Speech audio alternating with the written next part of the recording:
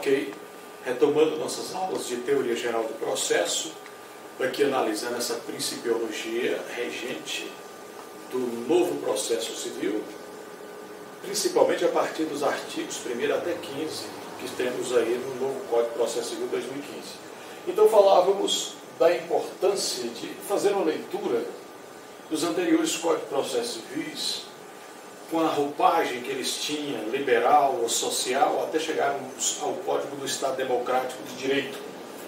O primeiro Código de Processo Civil de caráter liberal tinha intervenção mínima do juiz, ele era a boca da lei, só para dizer o direito, e deixava as partes muito soltas. E aí nós dissemos que nesse momento a tendência era do mais forte, com conhecimentos, com direito, com melhores advogados, vencer aquele que não tinha conhecimentos jurídicos, que não poderia se defender no processo. E aí o resultado era o que nós já conhecemos como a própria lei da natureza. A tendência é que o leão vença a sua presa, né? E nós não queríamos isso para o processo. Tanto é que o novo CPC 2015 traz um princípio da paridade processual, em que exige ao juiz que busque manter essa paridade, equilíbrio entre as partes no processo, para que as partes tenham as mesmas oportunidades de manifestação no processo, de defesa, de participação. Juntado a nova peça no processo, é indispensável que as partes sejam ouvidas sobre essa peça, para que o juiz não decida o processo sem garantir o contraditório, para que as partes, durante a instrução do processo, possam produzir as provas indispensáveis e necessárias para o processo. O primeiro CPC, o Estado era a boca da lei, essa expressão que Clóvis Bevilacqua nos diz. O Estado sequer dava a circunstância de apenas dizer o direito. O juiz lia o que estava na lei e aplicava ao processo, né? Era um mero aplicador da lei, era a boca da lei para dizer o direito. O juiz não pode permanecer tão inerte ao processo, de tantas vezes ou circunstâncias, que não se chegue à verdade real, que o processo não se obtenha o resultado justo de se dizer o direito à parte merecedora, pela indiferença e descaso do juiz. O juiz tem toda a dinâmica de, às vezes, até produzir provas que foram indicadas por outras partes no processo. Isso não vai retirar dele o estado dele de inércia do processo. Por isso tem que ter agilidade, fiscalizar o processo. O julgador precisa dessa parte, de acompanhar, fiscalizar, de buscar os meios de prova que talvez as partes não trouxeram, mas que isso veio por meio de outras provas e produzirá resultado útil e satisfatório no processo. Primeiro, o CPC gerou desequilíbrios entre as partes. O Código de Processo Civil de 1939, como dizíamos aqui nós, a intervenção era mínima, o juiz só dizia o direito, com essa expressão era a boca da lei, que é de Clóvis Bevilacqua. O juiz não pode ficar tão indiferente, sentado no seu gabinete, no conforto. Deve acompanhar, fiscalizar o processo, não só ele, o Ministério Público, que tem esse papel específico, ouvir o que as partes estão produzindo, colher essas notícias para se assegurar na formação do seu convencimento na instrução do processo e deitar uma sentença segura.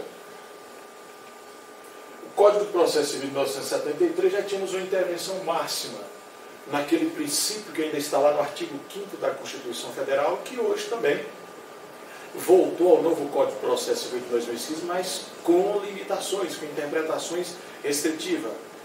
Toda lesão ou ameaça de lesão ao direito deverão submeter à apreciação do Poder Judiciário, vírgula. As partes têm mais liberdade agora de optar por outros meios, mecanismos de solução dos seus negócios, de suas lides, de suas contendas.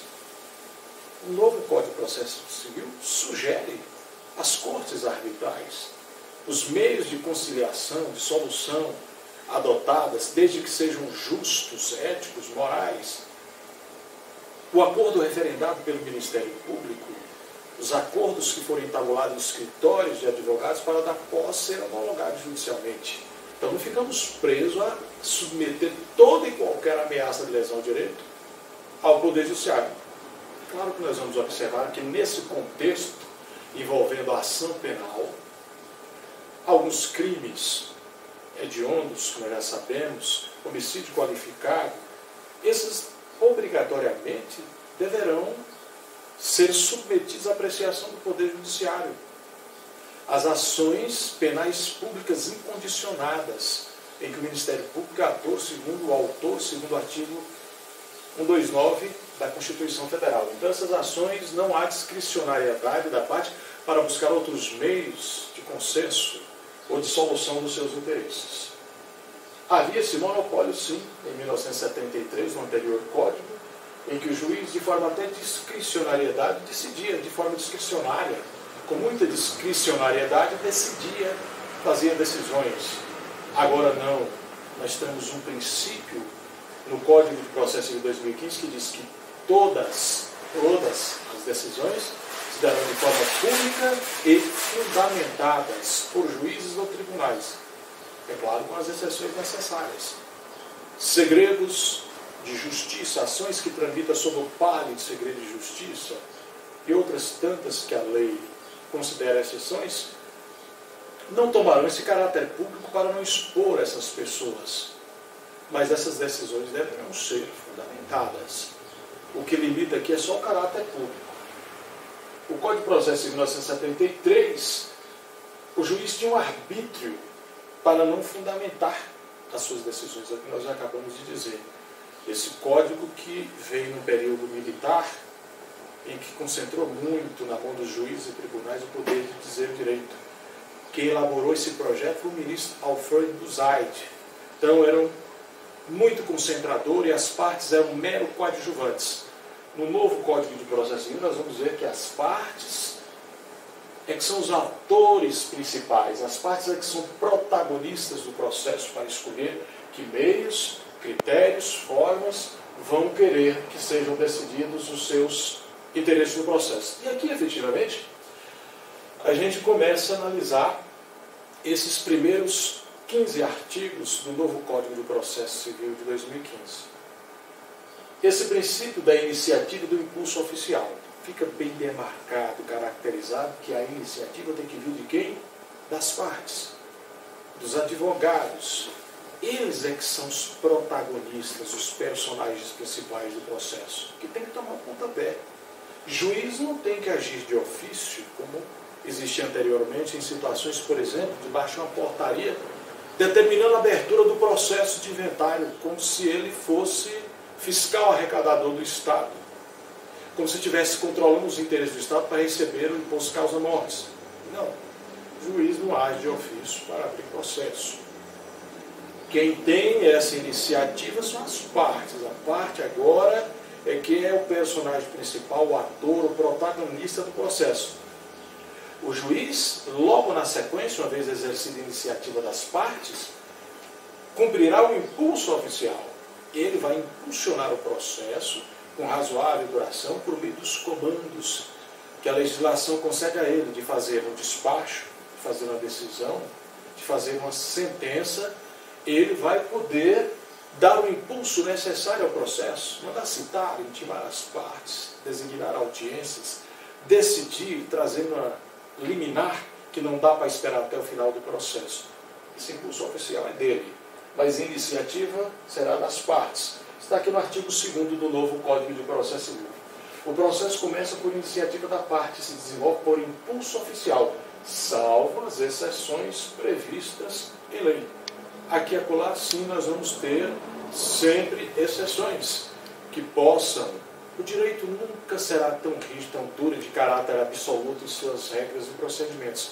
É necessário ter exceções, porque temos circunstâncias, casos, pessoas em situações atípicas que necessitam de um olhar diferenciado. Princípio da acessibilidade ou do monopólio da jurisdição. A gente observa que o novo Código de Processo Civil de 2006 trazem de forma implícita esses princípios da primazia do mérito e da acessibilidade das partes. A acessibilidade se dá no sentido de garantir o acesso da parte ao processo. A parte às vezes não conhece o direito, não tem advogados, no local onde ela reside não tem defensoria pública. Ela erra, ela se equivoca no processo, no junto dos documentos necessários, ela não tem conhecimento da dinâmica processual. às vezes não pagou as custas suficientes ou necessárias, e o juiz, então, para garantir o acesso dessa parte ao processo, vai dar uma nova oportunidade, abrir prazo para a juntada de novos documentos, desde que sejam possíveis. Para que ela pratique o ato que ficou para trás, trazer a testemunha, rolar a testemunha, juntar o documento, pagar o que faltava das custas, para garantir o acesso das partes. Havia um controle muito duro no novo CPC de 1973, em que as partes tinham que provar de plano o preenchimento de condições da ação e pressupostos indispensáveis do processo, sob pena até de o juiz interferir de plano a petição inicial. Hoje nós vamos ver que houve muita flexibilização nesse particular.